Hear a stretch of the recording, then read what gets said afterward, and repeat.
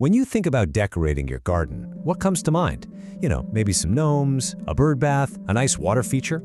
Well, what if I told you that for the absolute wealthiest landowners of the 18th and 19th centuries, the ultimate garden accessory wasn't an object at all, it was a person. Yeah, we're about to dig into the truly bizarre and almost forgotten trend of the ornamental hermit, a person literally hired to live in a garden full-time as a living, breathing piece of decor.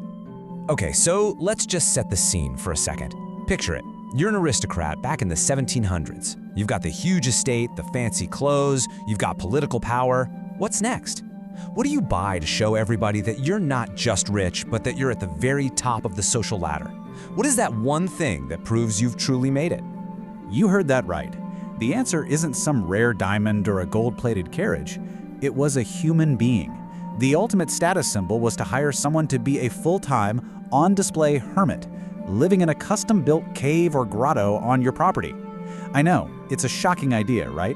But it opens this fascinating window into a world of status, anxiety, and the incredibly strange things people will do in the search for, well, authenticity. So, you have to be asking, how on earth did this become a thing? Well, to understand the hermit for hire, you first have to understand the stage he was meant to perform on, the garden. Because at this time, the whole idea of what a garden should even look like was going through this massive, radical change. This slide really shows you the huge shift in thinking. On one side, you've got the Baroque style, think Versailles. It's all about rigid lines, perfect geometry, just complete human control over nature. But then, a new idea started taking over, the picturesque. Guys like Capability Brown started designing these landscapes that were meant to look like idealized paintings, wild, flowing, natural, with rolling hills and winding lakes. But here was the big problem. These picturesque gardens, as beautiful as they were totally artificial. I mean, every single tree was planted just so, every hill was sculpted by hand. They were these perfect stage sets designed to look wild. And that created this weird feeling, this perfect imitation of nature that just felt empty. It was a gorgeous stage, but it was missing an actor to give it a soul. And right at that moment, the intellectual climate of the time provided the perfect character for that stage. You had the Romantic movement kicking off, which was all about emotion and nature. Philosophers like Rousseau were talking up the idea of the noble savage, this person who is pure because they weren't corrupted by civilization. So in that environment, the hermit, this figure who runs away from society to find wisdom in nature, he became this incredibly powerful symbol. He was the living, breathing embodiment of everything these empty gardens were trying so hard to be. Okay, so the wealthy landowners have a problem. Their perfect, natural gardens feel fake, and the culture is offering up a solution, this romantic figure of the hermit. So what did they do? They put the two together in the most literal and frankly, the most bizarre way you could possibly imagine. They decided to just hire one. And look, this wasn't some casual thing where a local eccentric got a free meal to hang out in a grotto. No, this was a serious business deal. The role of the ornamental hermit was laid out in these incredibly detailed and specific employment contracts. And these weren't just about pay, they were about controlling a person's entire existence, all for the sake of aesthetics. Just listen to these terms, taken from an actual contract. The hermit was forbidden from cutting his hair, his beard, or even his nails. He couldn't leave the estate, and in this case, he was not allowed to speak to anyone for 7 years. It makes it so clear, doesn't it? He wasn't being hired to be a hermit, he was being hired to look like one. He was a living prop, and its humanity was basically stripped away for the performance. Now, you're probably wondering who on earth would actually take this job. Well, the way they recruited these guys tells you everything you need to know about the desperation involved. Landowners would place these discreet ads in newspapers, looking for someone willing to commit to years of silent, isolated performance. And the people who answered? They were almost always on the absolute margins of society, pushed there by poverty with absolutely no other options. It was a deal born from one person's extreme wealth and another's extreme desperation. But this whole thing, it raises a much deeper question. I mean, behind the strange trend and all the philosophical talk, there's a real human story. What did it actually feel like for the landowner and for the person being hired?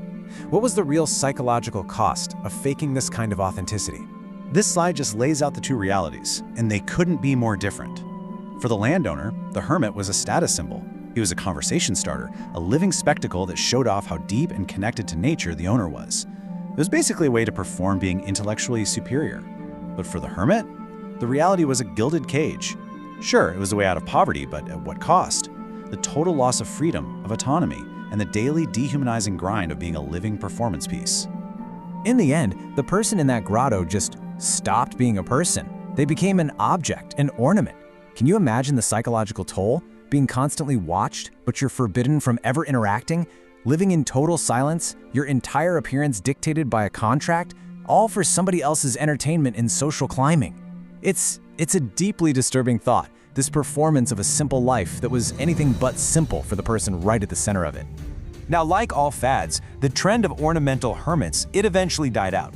But the story doesn't end there, because the core ideas behind it, turning nature into a product, performing status, and this desperate search for something real, those themes have never really gone away. In fact, they might be more relevant today than they ever have been. The whole thing peaked in the 18th century. By the 19th, people started to criticize it more. They saw it as tacky, a kind of vulgar display that mocked real spiritual life. Plus, new forms of entertainment came along, and as the Victorian era dawned, the idea of exploiting a person for decoration just became, well, a lot less acceptable. So the fad died out, leaving behind these strange, empty hermitages and a really powerful historical warning. And this is where that warning really hits home. Just look at the parallel here. Back then, a rich patron hires someone to perform an authentic, simple life in a perfectly curated garden. And now, we carefully curate our own simple lives on social media for a virtual audience. From all the cottagecore aesthetics to influencers performing a life of mindfulness and rustic simplicity, aren't we basically doing the exact same thing? So, what's the big takeaway from all this? The ornamental hermit is so much more than just a weird historical fact. It's a cautionary tale. That silent figure in the grotto is this stark reminder that the second authenticity becomes a performance for status, it isn't authentic anymore. It shows us how even the purest ideas, like living a simple life connected to nature, can be twisted and corrupted by privilege and the need for an audience. Which leaves us with one last, pretty unsettling question to think about. In our modern world of curated identities and performed lifestyles, where we are all the spectator and the spectacle at the same time, when we stage our own authenticity for everyone else to see, who is the landowner and who is the hermit?